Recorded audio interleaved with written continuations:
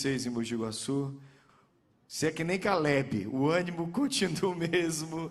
Ela chegou ontem do Brasil, pregou final de semana passado, pregou o início da semana, chegou do Brasil ontem, pregou ontem à noite, pregou hoje de manhã, está pregando aqui para nós, amanhã de manhã prega nos 2 cultos e vai pregar em Nova York de noite. E você que fica aí com esse, eu estou cansado, é ameba, querido, ameba. Tem cura, Jesus cura essas coisas, viu? Muito bom ter a senhora conosco, alegre demais com a sua presença. E a senhora prega até a hora que a senhora quiser. Mas 10 da noite eles começam a ir embora, mas aí a senhora continua. Estenda sua mão para cá, vamos orar pela serva do Senhor. Senhor Jesus, muito obrigado por ter a irmã Edmeia conosco, querida, amada, preciosa, valiosa. Obrigado por sua saúde, seu ânimo. Obrigado pelo coração voltado para a palavra que o Senhor deu para ela. Obrigado porque por tantas vezes e em tantos lugares o Senhor a tem usado com graça, com poder, com virtude. E te pedimos que hoje não seja diferente. Que uma vez mais a palavra de conhecimento, de sabedoria, da revelação do Teu Espírito Santo venha sobre ela, atinja o nosso coração, fortaleça a nossa alma e nos anime. Usa a Tua filha para a Tua glória, usa a Tua filha para o Teu louvor e usa a Tua filha para nos abençoar. Em nome de Jesus. Graça e paz, irmãos. Gostaria de convidar a igreja para abrir a Bíblia no primeiro capítulo do livro do profeta Ageu. Ageu, capítulo 1. Ageu, capítulo 1. Onde está escrito assim: no 2º ano do rei Dário, no 6º mês, no 1º dia do mês, veio a palavra do Senhor por intermédio do profeta Ageu a Zorobabel, filho de Salatiel, governador de Judá, e a Josué, filho de Josadaque, o sumo sacerdote, dizendo: assim diz o Senhor dos exércitos, este povo diz, não veio ainda o tempo em que a casa do Senhor deve ser edificada. Veio, pois, a palavra do Senhor por intermédio do profeta Ageu, dizendo: acaso é tempo de habitares vós em casas apaineladas, enquanto esta casa permanece em ruínas? Amém. Tempo.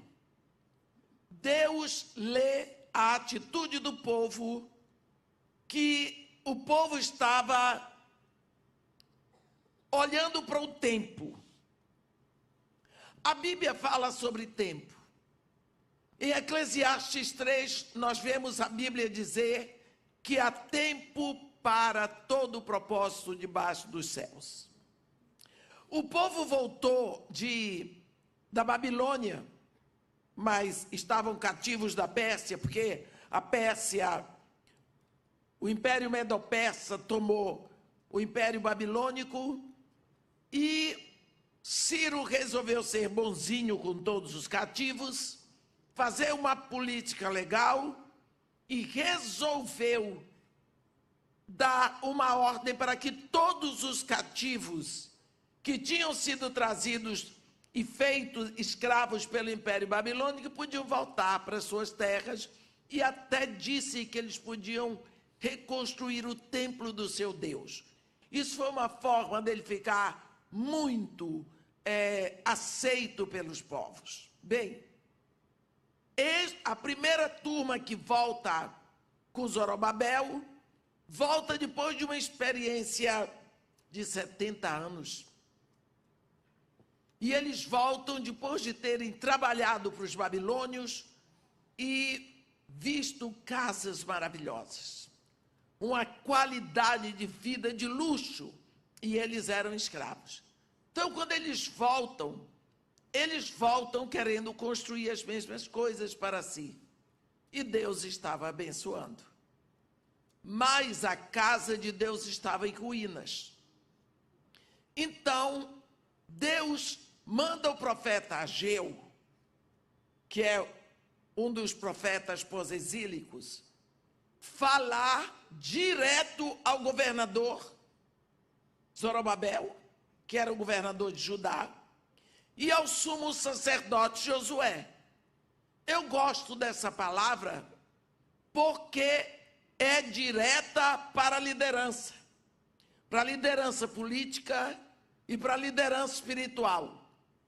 E perguntar para eles: ei, esse povo diz assim, não veio ainda o tempo em que a casa do Senhor deve ser edificada. E vocês, é tempo de vocês viverem em casas apaineladas, enquanto a minha casa permanece em ruínas? Olha, então existia uma responsabilidade da nação. E Deus, então, continua aqui falando sobre tempo. E quando nós vemos Deus falando sobre tempo, muitas vezes Deus está falando direto conosco hoje. Porque você sabe qual o tempo que você está vivendo, meu irmão? Você sabe por que é que Deus lhe chamou para você ser igreja no século 21? Por que Deus não lhe chamou no primeiro século? Por que hoje? Que tempo nós estamos vivendo? Quando nós olhamos o livro do profeta Jonas, conhecendo a história de Jonas, nós vemos como foi difícil para Jonas. Ele não queria pregar em Nínive. Ele não entendia porque é que Deus estava interessado em salvar ninivitas. Mas ele também tinha medo, porque naquela época, falso profeta morria apedrejado. Hoje todo mundo diz esque, não deu certo, fica por isso mesmo. Mas naquela época, pagava com a vida. Ele pensou, Deus é misericordioso, vai que eu prego em Nínive, e o povo se converte. E aí, quem fica de falso profeta sou eu. Passou por toda aquele estágio no ventre do peixe, voltou para casa, Deus fala com ele de novo. Ergue-te, vai à grande cidade de Nínive e proclama contra ela a mensagem que eu te digo. Jonas deve ter pensado no ventre do peixe e disse, agora eu vou. E ele foi, uma situação inusitada, aquele homem diferente em Nínive. Porque Nínive fica no norte do Iraque, hoje se chama Mossul. Aquele homem, o profeta Jonas, é de Nazaré, filho de Amitai. Nazaré hoje fica na Palestina. Então é um caminho muito longo. Esse homem chegou lá, seguramente vestido de maneira diferente, com sotaque diferente, de má vontade, e atravessou a cidade um dia repetindo o mesmo discurso, um discurso de 7 palavras. Ainda 40 dias e Nínive será subvertida. Você sabe o que a pessoa repetir isso o dia todo? Que discurso é esse? Ele não falou de pecado. Ele não falou da idolatria de Nínive. E nós sabemos que o pecado de Nínive estava subindo, agredindo os olhos de Deus.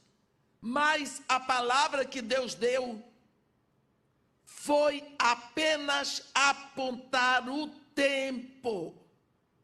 Porque se hoje são 40 dias, amanhã são 39 e depois 38. E o tempo vai se esgotando. Esse é o discurso mais escatológico do Antigo Testamento.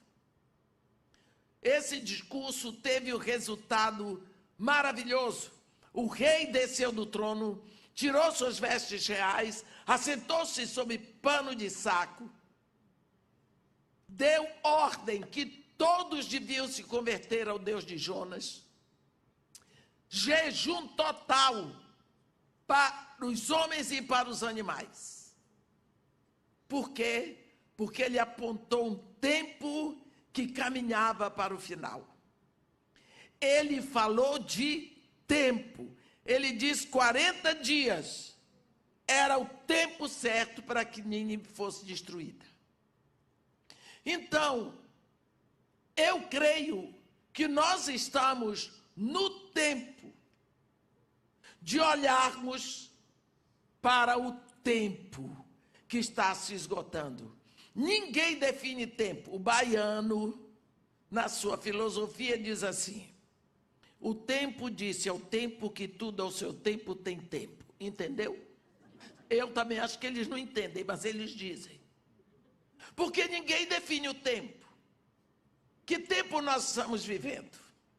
Olha, o apóstolo Tiago, no primeiro século, lá no capítulo 5 da sua carta para a igreja, no versículo 7, Tiago, ele vai falar de tempo. Por quê? Porque ele diz assim: sede, pois, irmãos, pacientes até a vinda do Senhor. Eis que o lavrador aguarda com paciência o precioso fruto da terra até receber as primeiras e as últimas chuvas. Sede também pacientes e fortalecei os vossos corações, pois a vinda do Senhor está próxima. Em seguida ele diz: irmãos, não vos queixeis uns dos outros, para não serdes julgados. Eis que o juiz está às portas. Primeiro século, o apóstolo diz que o juiz está às portas. Primeiro século, ele diz que a vinda do Senhor está próxima. Meus irmãos, são passados 20 séculos. Como que isso ainda não aconteceu? E não aconteceu em que momento nós estamos vivendo? Você faz um favor para mim? Você põe isso aqui ali perto. Obrigada. Que momento nós estamos vivendo na terra? Se no primeiro século o apóstolo diz que a vinda do Senhor estava próxima, que momento nós estamos vivendo 20 séculos depois?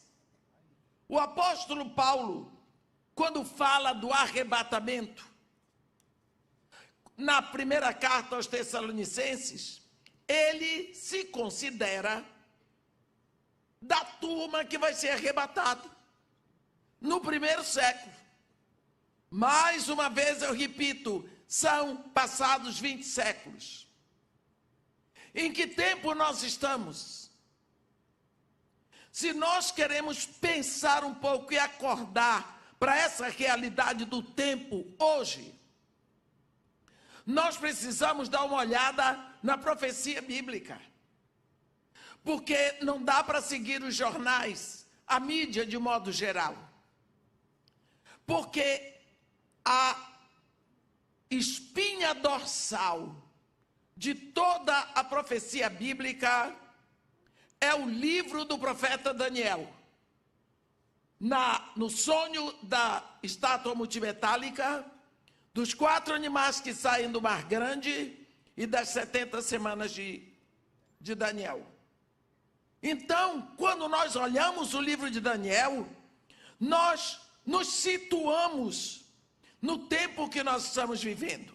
Por isso, eu gostaria de convidar os irmãos, se você quiser acompanhar, você vai ao livro do profeta Daniel, no capítulo 2. Daniel estava foi o maior. Desculpa, Nabucodonosor foi o maior imperador que já aconteceu na história da humanidade. Ele foi um arraso no tempo dele, e até hoje nenhum homem superou Nabucodonosor. Deus dava tudo para Nabucodonosor. Na primeira incursão que ele fez a Jerusalém, entre o grupo de cativos veio Daniel, e Daniel tinha mais ou menos 17 anos. E ele foi preparado ali no império de Nabucodonosor para servir junto ao rei. Mas ele era um homem de oração. Ele era um homem sério. Ele foi feito eunuco. Nunca casou, logicamente. Quando Nabucodonosor, quando o império foi tomado, a Babilônia, Daniel tinha mais ou menos 85 anos. Ele é o único homem que foi ministro de governo em 2 impérios, porque ele foi aproveitado por Ciro para ser ministro do Império Medo-Persa. Morreu por volta dos 90 anos. Nabucodonosor, depois que construiu a Babilônia, ele praticamente não tinha mais nada para fazer. Ele era o maior homem da época. Mandava em tudo, possuía tudo, e era um brilho de inteligência, e nós sabemos que ele tinha doença mental. Passou 7 anos acreditando que era um quadrúpede. Isso é que é uma histeria, o resto é brincadeira. Ele, então, deitou, e ele queria saber como seriam os governos depois dele. O que aconteceria com o mundo depois dele? O que fariam com Babilônia? E ele deitou, ele dormiu, e Deus deu um sonho a ele. Como ele era adorador de estátua, Deus deu a resposta através de uma estátua. E ele chamou, ele ficou apavorado com o sonho, então ele chamou todos os adivinhos da corte, todos os caldeus, os feiticeiros, os adivinhas, não é? Então, ele queria que esses homens dissessem para ele qual foi o sonho. E depois dar a interpretação. Porque a interpretação eles poderiam inventar, mas o sonho não poderiam. Então, chegou o ponto que eles declararam que não haveria um mortal que pudesse fazer isso.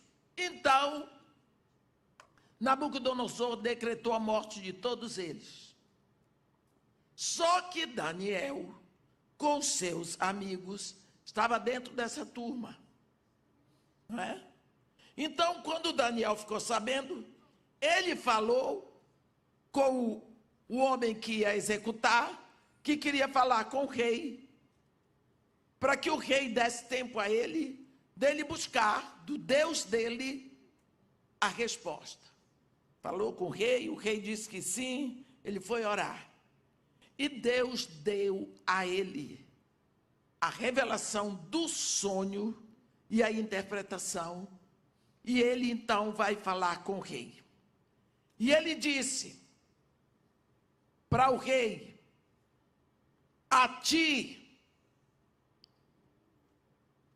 ele diz para o rei, quando ele se apresenta, ele pede para ir, e ele diz, a mim, no versículo 30, para quem quiser acompanhar do capítulo 2 de Daniel, a mim me foi revelado este mistério, não porque haja em mim mais sabedoria do que em todos os viventes, mas para que a interpretação se fizesse saber ao rei, para que entendesses as cogitações da tua mente.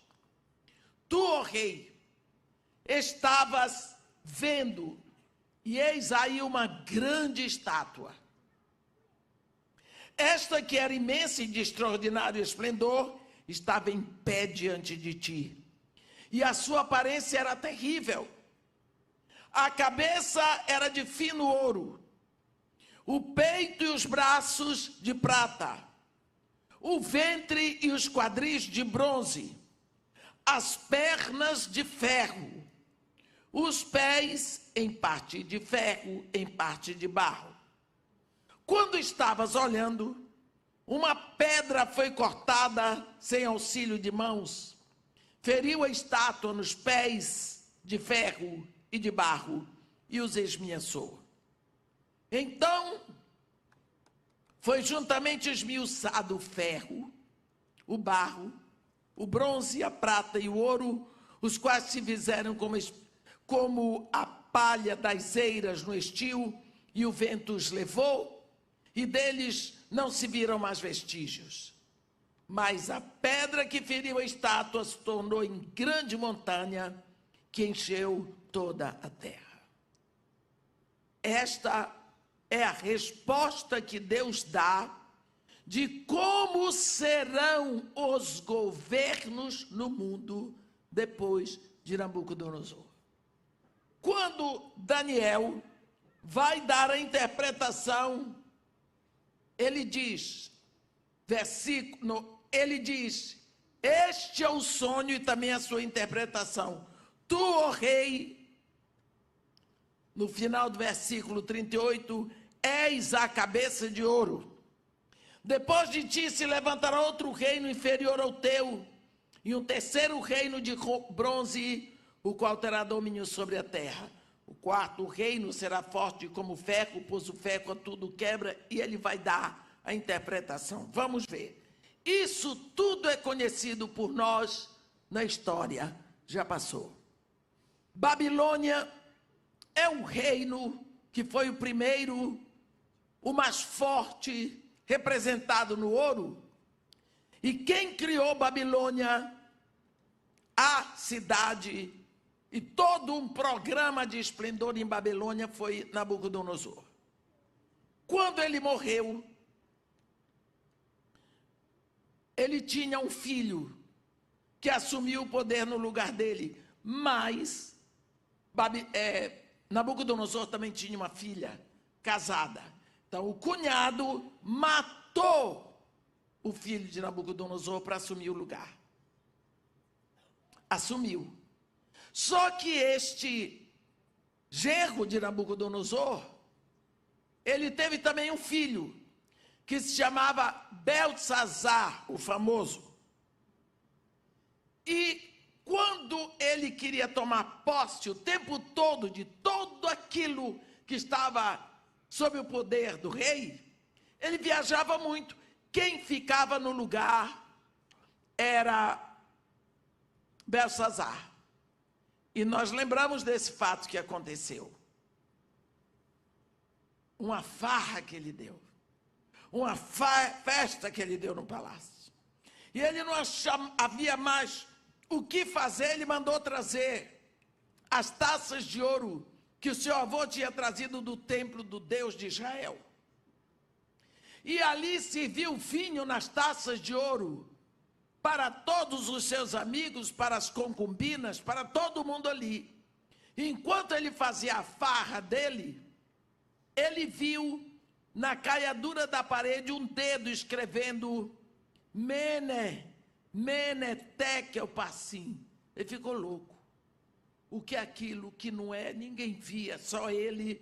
E ele mandou chamar os encantadores, os feiticeiros, os caldeus, que ele queria saber o que era aquilo.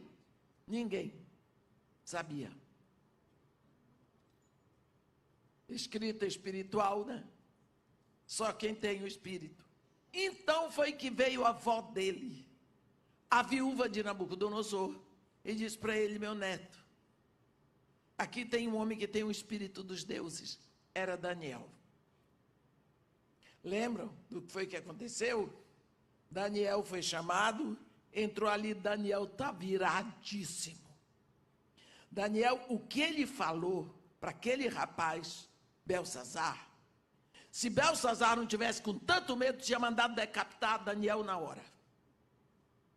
Só que na hora que Daniel estava dizendo para ele, tu foste contado, o teu reino foi dividido, tu foste achado em falta, o teu reino foi dividido e entregue aos medos e os persas. Quando Daniel estava dizendo isso para ele, já o capitão do exército de Ciro já tinha fechado os canais do rio Eufrates para que eles pudessem entrar e tomar a Babilônia.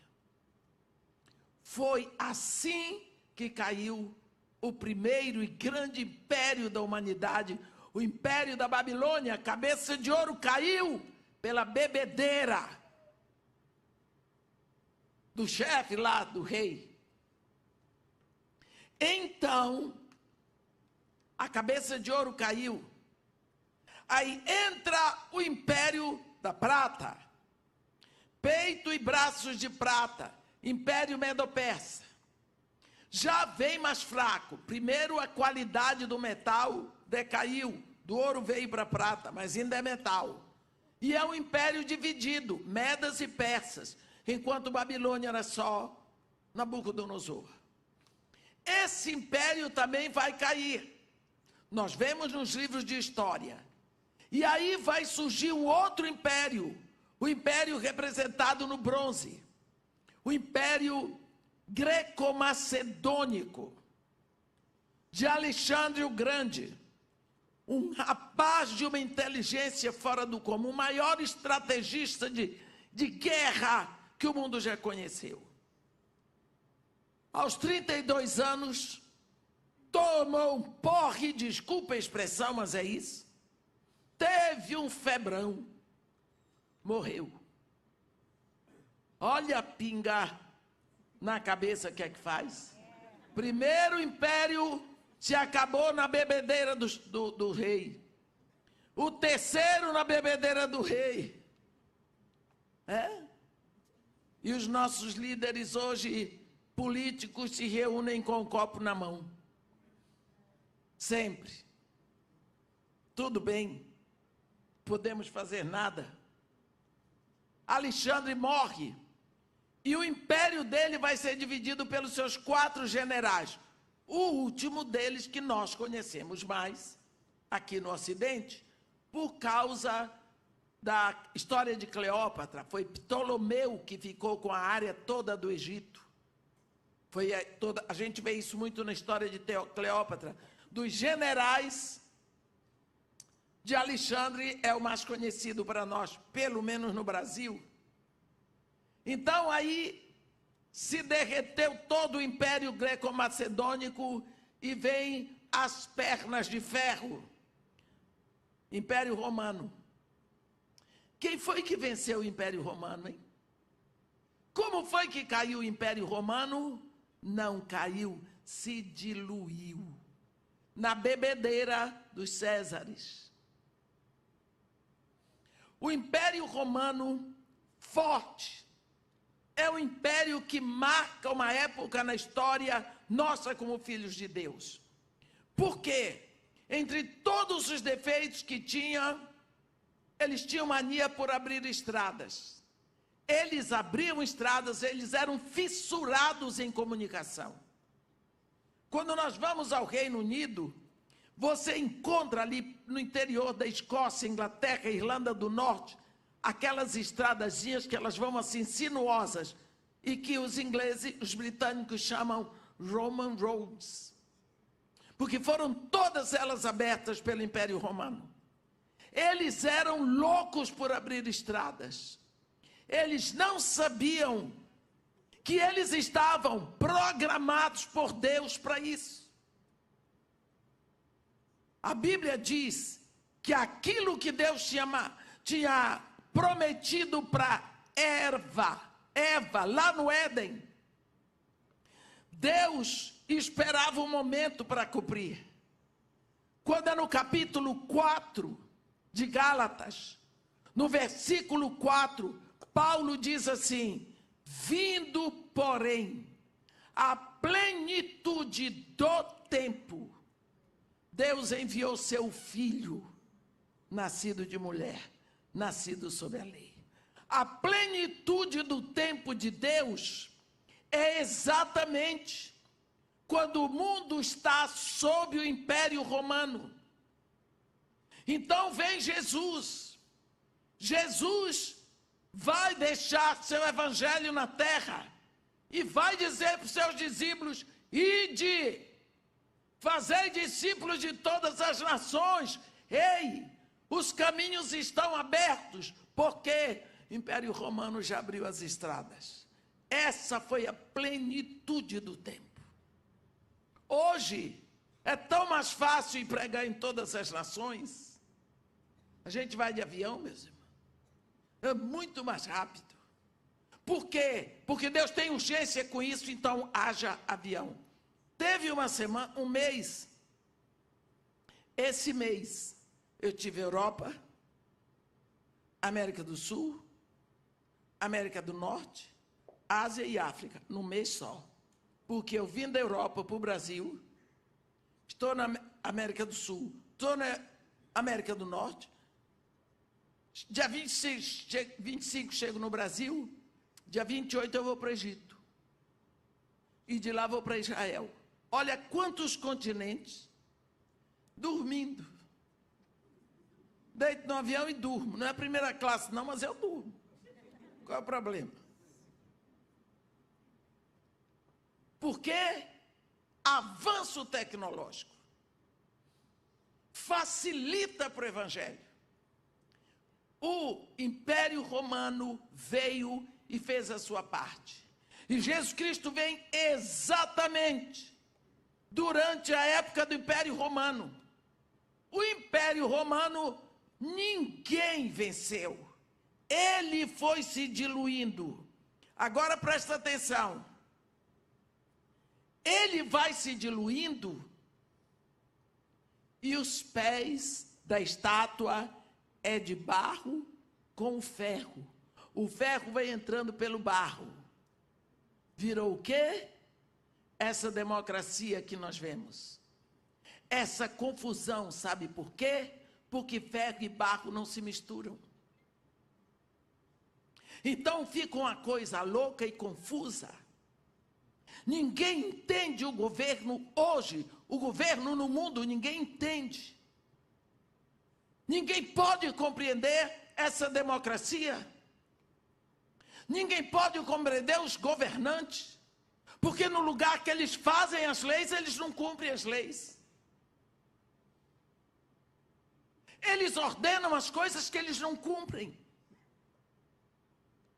É uma loucura o que nós estamos vendo no mundo, porque nós estamos na época do barro com ferro. É essa a época que nós estamos vivendo. Nós não nascemos na época do Império Romano, mas nós temos a influência das leis romanas. Aqui, quem fez direito sabe que uma das matérias de todas as faculdades de direito é direito romano.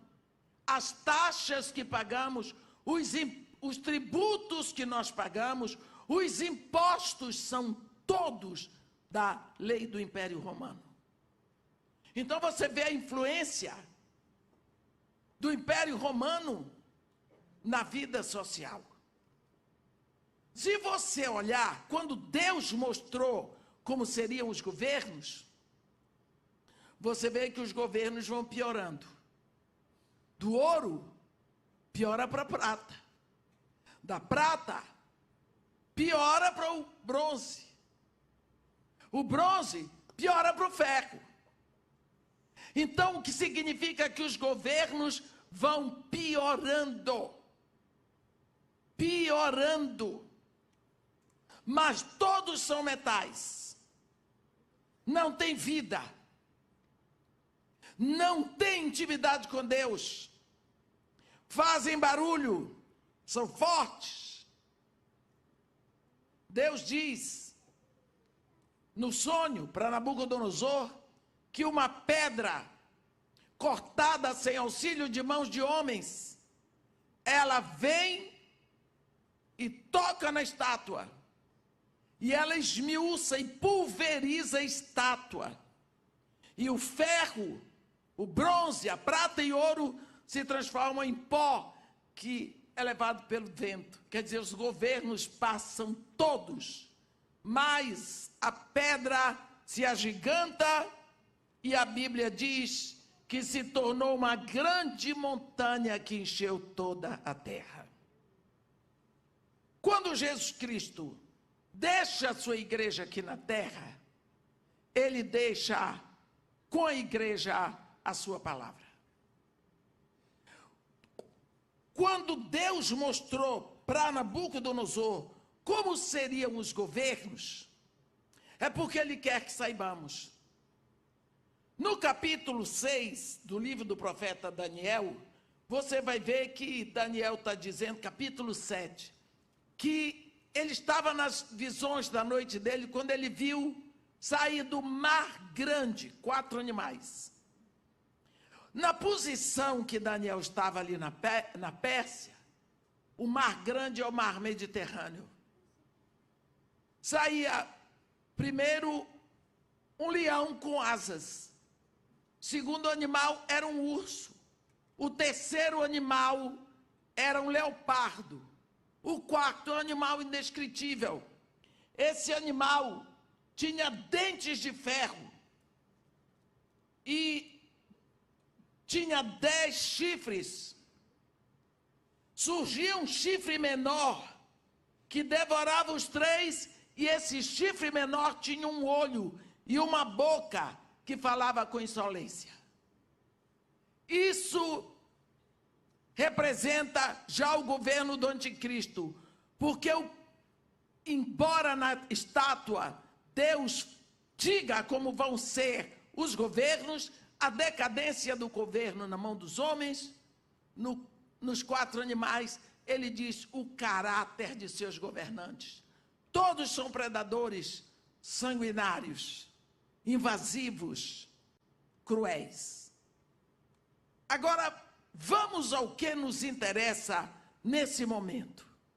Nós estamos vivendo nesse momento da estátua, do governo do ferro misturado com barro, onde nada se sustenta, você não sabe de nada.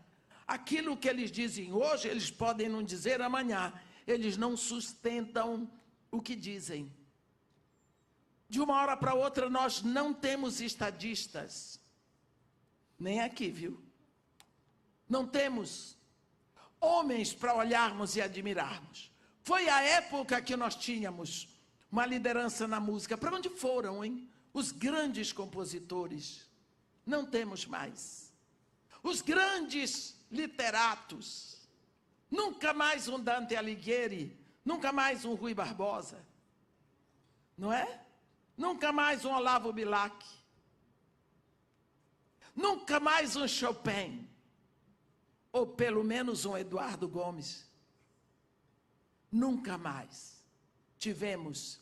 E na política, não nasceu mais um Churchill. Não nasceu mais um George Washington. Não nasceu mais. Esses homens fazem parte de uma safra passada. Hoje em dia, está difícil, a qualidade vai decaindo. E nós estamos nessa época onde o ferro está confundindo, misturado com o barro, está escrito aqui. Nesta época, o que é que vai acontecer? Jesus Cristo vem. Amém. E ele vem, ele nós sabemos que é a rocha, que vai demolir tudo. E vai se agigantar e vai tomar a terra, porque ele deixou aqui uma igreja, e a igreja somos nós. Amém. E quando ele vem na época do Império Romano. O que é que ele vem fazer?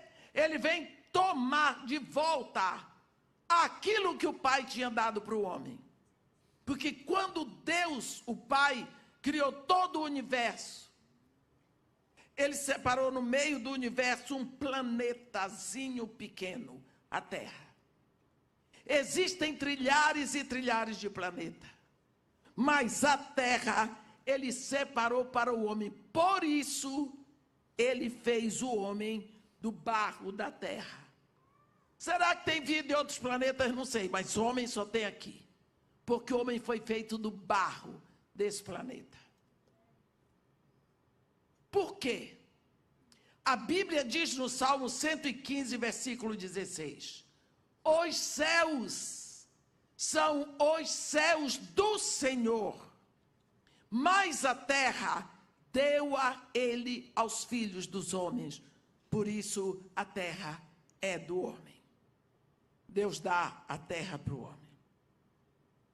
O diabo não roubou a terra, não alugou a terra, não comprou a terra, não arrendou. Simplesmente ele enrolou a mulher. E aí?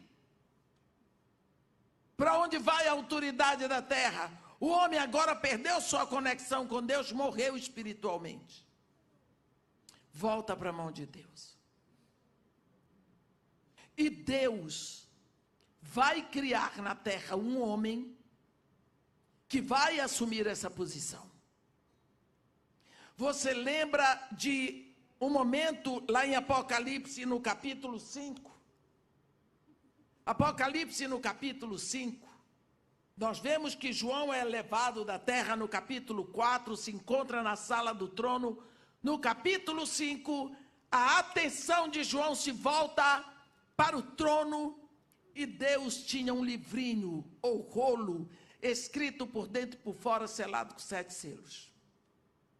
Vem um anjo forte e proclama em alta voz: quem é digno de tomar o livro e abrir-lhe os selos? E João diz: ora, nem nos céus, nem na terra, nem debaixo da terra, ninguém era digno de tomar o livro, nem mesmo olhar para ele. E eu chorava muito. Por que que João chorava? Porque se fosse eu que estivesse lá, eu não ia chorar. Qual é o problema? Não tem ninguém. Tem. Que livrinho é aquele? Sou brasileira. Mas João chorava. Veio um dos 24 anciões e disse para ele: não chores. Eis que o leão da tribo de Judá, a raiz de Davi, venceu para tomar o livro e abrir-lhe os selos. Aí João olha de novo para o trono e ele vê em pé, como tinha sido morto, um cordeiro. Ele vem, toma o livro. E quando ele recebe aquele livro, começa um louvor no trono que vai se descentralizando por todos os cantos da terra. E o que eles repetem: tu és digno de tomar o livro e abrir-lhe os selos, porque foste morto, e com teu sangue compraste os que foram, os de todas as tribos, nações, povos, e para o nosso Deus constituíste reinos, sacerdotes, e eles reinarão sobre a terra. Que livro é esse? Eu vou dizer para você, eu já rodei a Bíblia versículo por versículo, só tem um lugar na Bíblia onde tem essa transação do livrinho. Jeremias capítulo 22, capítulo 32. Lá em Israel, quando você lê o ano jubileu, vocês sabem que quando o povo entrou na terra, a terra foi dividida para ser dado um grande lote para cada tribo. A tribo recebia a terra, dividia a terra em pedaços pelas famílias, e depois cada família dividindo pelos seus filhos. Não é? Mas, no ano jubileu, toda a terra voltava para o seu dono. Porque, digamos o seguinte: eu sou da tribo de Benjamim, eu ganhei meu pedaço de terra, mas eu não quero cuidar da terra, eu não quero plantar. Mas tem o pastor, que é meu irmão, e que gosta de fazenda, de plantar. Eu digo para ele: aí, você não quer arrendar a minha terra, eu lhe vendo a terra por 49 anos, para você produzir nela, eu lhe vendo por $5.000 por ano. Tudo bem, aceita? Aceita. Então, eu vou escrever num papel tudo o que eu quero. Não pode construir piscina, não pode construir boate, não pode botar cassino, tudo direitinho. E do outro lado, eu assino, o pastor assina, e todos os testemunhas. Esse papel, eu vou fazer um outro igual. Este daqui vai ser enrolado, selado com 7 selos, e vai ficar comigo, porque eu sou dona, sou proprietária por herança. A cópia aberta vai ficar com ele, porque ele é proprietário por arrendamento. A cópia aberta fica com ele.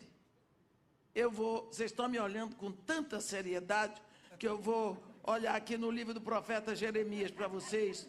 Só um minutinho, porque parece que não estão entendendo. Se não entender, levanta a mão. Pastor brigar comigo depois. Olha aqui. Jeremias. Eu não vou ler tudo não, por causa do tempo que corre. Jeremias 32, ele fez essa negociata com o primo dele. E aí no versículo, já no final, no versículo 10 diz assim: assinei a escritura, fechei-a com selo, chamei testemunhas e pesei o dinheiro numa balança. Tomei a escritura de compra, tanto a selada, segundo manda a lei os estatutos, como a cópia aberta. A selada fica com o dono, tá? A cópia aberta fica com aquele que está arrendando. Então, a cópia fechada e selada está na mão de Deus, lá no capítulo 5 de Apocalipse. Quem é que tem o direito de tomar? Só o proprietário. Deus criou um homem, trouxe a terra, ele pagou o preço do pecado de Adão. Deus mandou o filho para tomar esse direito do homem que Adão jogou fora. Ele teve que pagar com seu sangue. Agora ele tem direito. Ele toma a cópia. A terra é do homem novamente. É só isso. Então, ele vem aqui, ele faz isso no século I. Ele paga o preço lá em cima. Ele começa um tempo novo na terra, porque antes dele, ninguém fez isso. No Antigo Testamento não deu. Por que é tão importante? Porque ele veio na época certinha. Deixa eu dizer para vocês. Quando você compra uma propriedade, que Deus lhe defende você comprar pela Caixa Econômica lá no Brasil, você decide comprar um apartamento, você vai pagar em 10 anos. Você passa 10 anos, todos os meses, aquele apartamento come com você na mesa. No 10º ano, no mês de pagar a última promissória, você acorda de manhã, você levanta a mão para o céu, você agradece a Deus, porque enfim, sua família vai ter um teto. Se você morrer, sua esposa tem uma casa para ficar com os seus filhos. Se você não morrer, você tem um lugar quando você ficar velho. É isso. Então, no último dia, você vai com o coração cheio de júbilo, paga, e agora o apartamento é seu? Não, o apartamento está pago, mas ele não é seu. Mas pagou, e daí? Eles vão, você espera eles darem um papel de quitação. Quando você pegar o papel de quitação, aí o apartamento ainda não é seu. Você pagou, mas não é seu. Aí você tem que ir para o cartório de registro de imóveis. Você vai registrar. Quando marcarem para você ir buscar, você olha, tem a assinatura do tabelião do cartório de imóveis, o carimbo e o selo. Está selado pelo cartório de imóveis? Tá. O carimbo do cartório de imóveis? Tá. A assinatura do tabelião? Tá. Você diz, ei, o apartamento é meu, posso provar. Não é? Não é assim? É. Você acha que eu ia inventar uma história dessa? Jesus Cristo veio, e lá na cruz, entre os céus e a terra, ele gritou, tudo está consumado, paguei tudo. Como foi que ele pagou? Vocês lembram que quando Jesus comeu a Páscoa, ele tomou o vinho das 4 taças, que o jantar da Páscoa se dá a liturgia através de 4 taças, Kiddush, Hagadash, ação de graças e o grande Halel.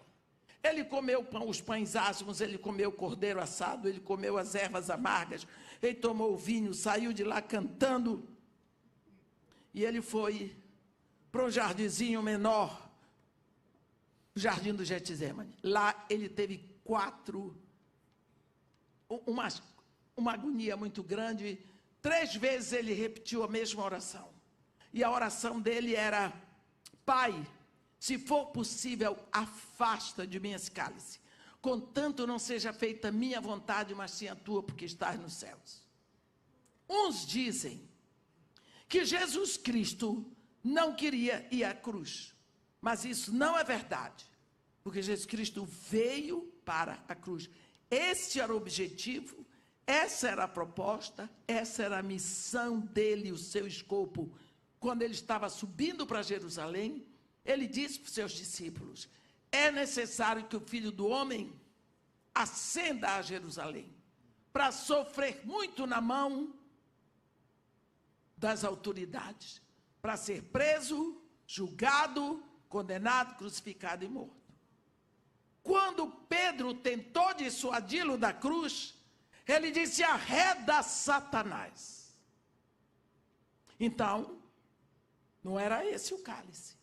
Outros dizem que era o cálice da humilhação moral, porque todo crucificado e apedrejado, eles iam sem roupa.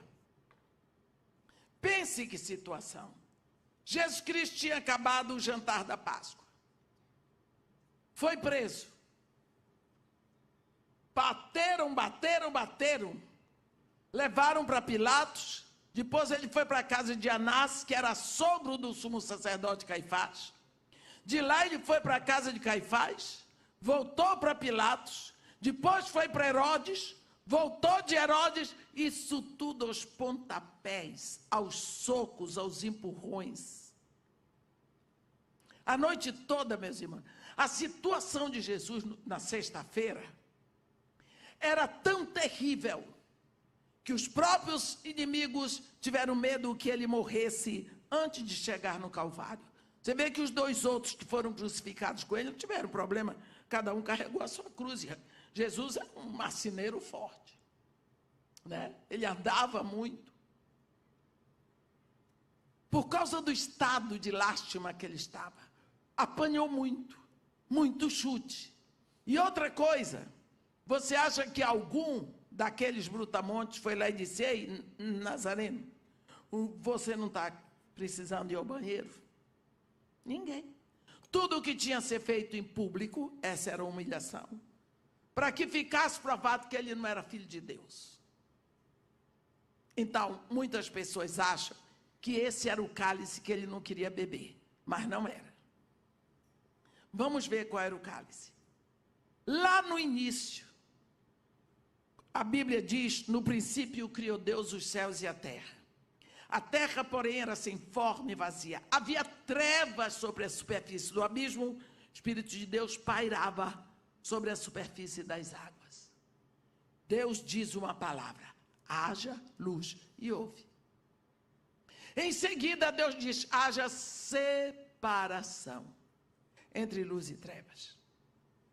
Então, ali Deus ordena separação. Está ordenado. Quando Jesus Cristo está na cruz, ele ficou o tempo todo diante do Pai. A primeira palavra que ele disse lá na cruz, que ele falou 7 vezes quando estava na cruz, são chamados 7 gritos da cruz. A primeira palavra que ele disse foi: Pai, perdoa-lhes, eles não sabem o que fazem. A última foi: Pai, nas tuas mãos eu entrego o meu espírito. Ele esteve o tempo todo diante do Pai. Mas a Bíblia diz em 1 de João 1, no versículo 5, Deus é luz, e nele não há treva alguma, mas pecado é treva. Não é? Jesus está na cruz. Ele está sufocando para morrer, porque a morte de cruz é morte de maldição, porque é morte de asfixia. Chega a hora dele beber o cálice. Qual é o cálice? O cálice da separação. O cálice do pecado. É agora que Jesus voluntariamente vai se transformar numa pústula de pecado. Ali ele se torna um assassino, um ladrão, mentiroso, vulgar.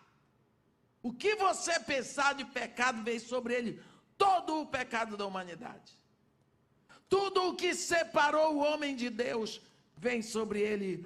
O pecado de Adão vem sobre ele.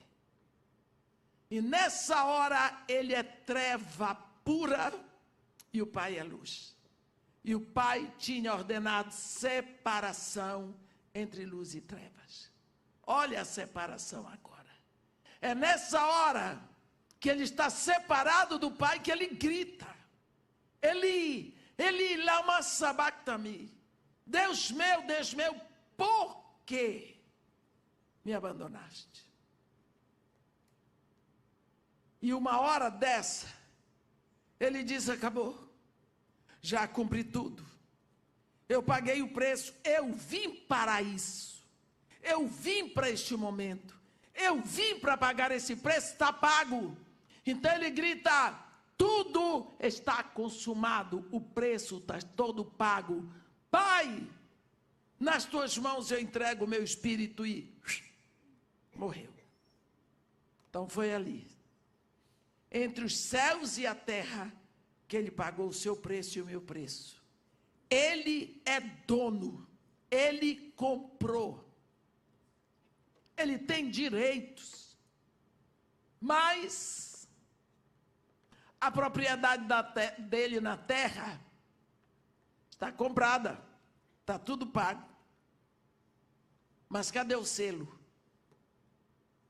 Chega a hora que você se rende a Jesus Cristo. A Bíblia diz em Efésios 1, em quem vós também, tendo ouvido a palavra da verdade, o evangelho da vossa salvação, tendo nele também crido, fostes selados, marcados, carimbados com o Espírito Santo da promessa.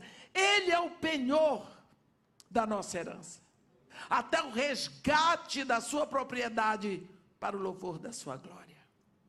O Espírito Santo vem para selar. E por isso que Jesus Cristo diz: é melhor que eu vá, porque eu indo eu rogarei ao Pai, ele enviará o outro Consolador que ficará no meu lugar. Então o Espírito é o carimbo. Quando você se rende a Jesus Cristo, ele lhe leva ao Pai. O Pai lhe carimba com o selo de propriedade, é o Espírito Santo. Você não precisa sentir nada. O justo vive pelo que ele crê. Não é pelo que ele sente, nem pelo que ele vê. Então, Isso começa a acontecer aqui na terra 10 dias depois que Jesus foi. 10 dias. Jesus depois ficou 40 dias na terra, subiu 10 dias lá, no dia de Pentecostes, o Espírito Santo desceu. E desceu para ficar. E desceu fazendo barulho de vento impetuoso, foram distribuídas línguas como de fogo entre os discípulos, e aí começa a nova etapa na terra. Agora tem igreja. Agora tem um povo de propriedade de Deus. Agora o selo, o Espírito de Deus está na terra. Já veio. Eu fico tão triste quando eu vou em algumas igrejas e a pessoa ora assim: ó Senhor Deus, envia o teu Espírito. Eu fico pensando que Deus vai dizer: ei, já está aí há quase 2000 anos, você não sabia não? Já desceu, ó. Já desceu. O Espírito Santo está em nós. Nós não acreditamos porque eu sou pecador e daí? Se fosse isso, Jesus não viria. Porque só tinha pecador mesmo. E só tem pecador. E ele vem. Isso é graça. Isso é graça de Deus. Então começa aqui na terra uma nova etapa. Agora tem igreja. Agora tem evangelho. Porque tem o Espírito Santo. Este é um momento novo na terra. É uma época diferente. Surge um povo que está em Cristo. Isso é muito importante. Porque o arrebatamento é só para quem está em Cristo. Aqueles que morreram em Cristo ressuscitarão para ser arrebatados. E aqueles que estiveram aqui vivos em Cristo têm o corpo transformado, encontram com eles. Mas é só para quem está em Cristo. Desde o dia de Pentecostes até o dia do arrebatamento, o arrebatamento é só para a igreja. Atenção, irmãos, qual é o tempo que você está vivendo na terra? Hein? O governo já piorou, está nos pés de barro, com ferro, nessa confusão. Você é chamado 20 séculos depois que Tiago dizia que o juiz estava às portas, que a vinda do Senhor é próxima. 20 séculos. Você descobriu onde é que você está, meu irmão? Que momento você está vivendo aqui na terra? É urgente que você abra os seus olhos. Porque Deus está dando sinais toda hora. Ele está dando sinais, você olha nas escrituras, você vê nos jornais do dia, você lê na internet, até criança está falando. Que momento e por que Deus lhe chamou para ser a igreja deste momento na terra? Qual é o tempo? Este povo diz: não veio ainda o tempo em que a casa do Senhor deve ser edificada, a casa do Senhor em você. Como é que está? Será que está em ruínas? Enquanto você corre pelas suas coisas. Qual é o tempo, meu irmão, que nós temos deixado para construir essa intimidade com Deus? Para construirmos esse tempo de conhecimento com o nosso Pai. Hoje, no século 21, a qualquer momento, nós podemos ser arrebatados. E depois que a igreja for arrebatada, acabou.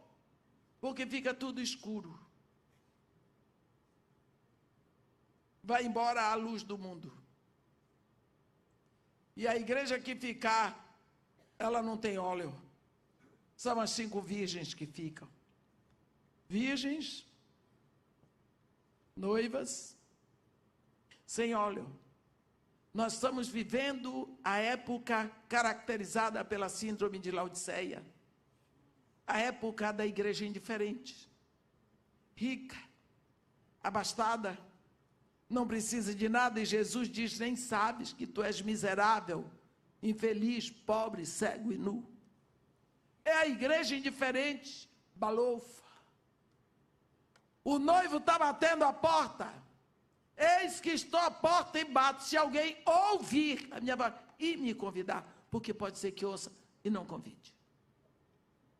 Essa é a época de uma noiva tão indiferente. Barriga cheia, rica.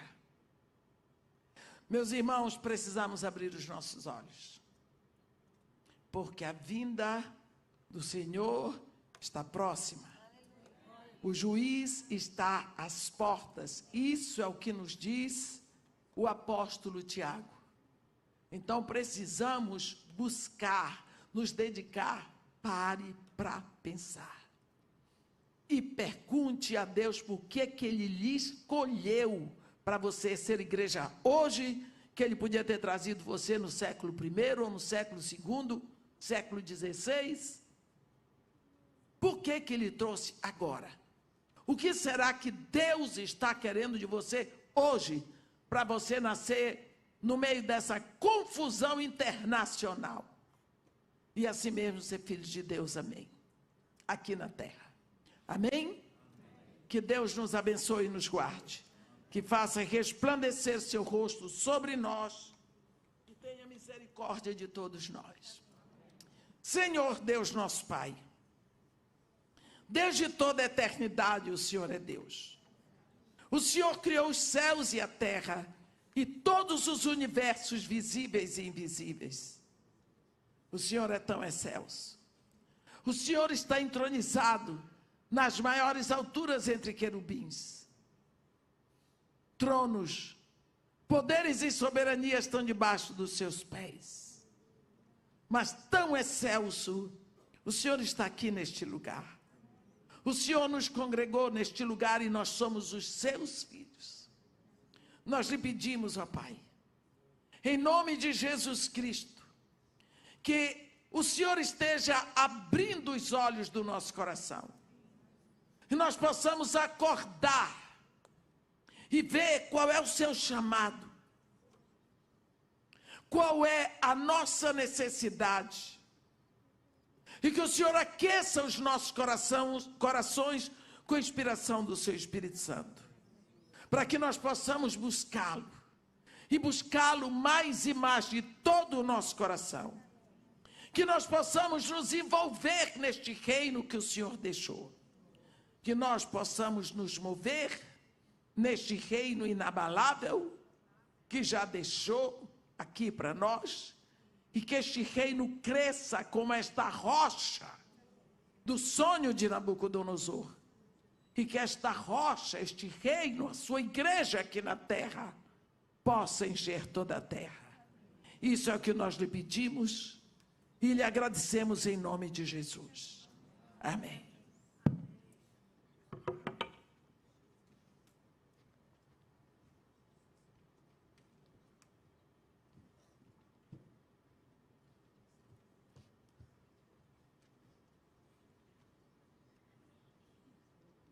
Amém? O que os crentes antigos diziam depois de uma mensagem dessa? Uma palavra que os meus pais na fé diziam depois que a gente ouviu uma mensagem sobre essa. Qual é a palavra bíblica? Isso! Quem falou? Depois de uma mensagem dessa, a gente diz Maranata. Ora vem, Senhor Jesus. Depois disso, dentro de nós, eu não sei se você está com a mesma sensação. Jesus está voltando. E a rocha vem. E que bom que nós estamos no reino do pé, que é barro e ferro, porque a rocha está vindo. E ela vem para colocar tudo em ordem. Quantos aguardam a volta do Senhor Jesus? Vamos dizer Maranata? 1, 2, 3. Maranata. Ora vem, Senhor. Não, tem que falar. Gente, você ouviu uma mensagem sobre a volta de Jesus, você tem que falar isso com fé. Maranata. Ora vem, Senhor De novo. Maranata. Ora vem, Senhor Jesus. Obrigado, irmã Edmeia. Nós aguardamos a volta do Senhor. Essa é a nossa expectativa. Vamos ficar de pé, queridos. Vai para casa com isso. Quem sabe o Senhor não te visita essa noite. Quem sabe as nossas camas não acordam vazias. Esse é o nosso sonho.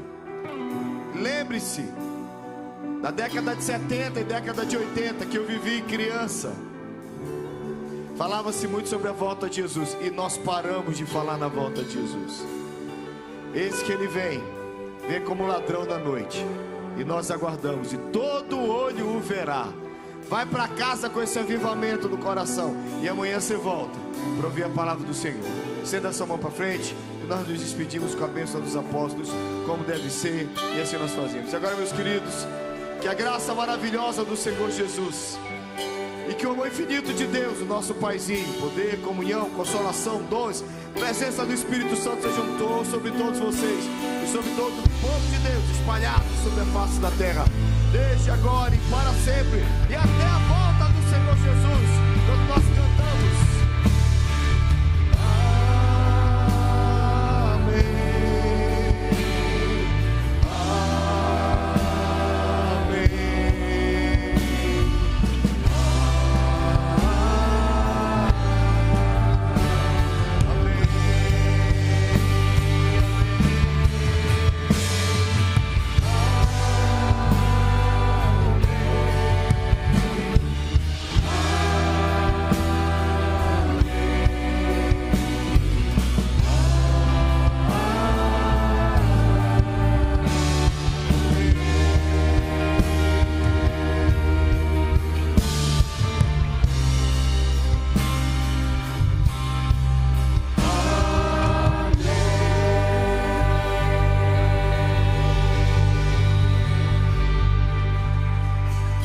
Senhor Jesus, não saia sem dar os 22 abraços.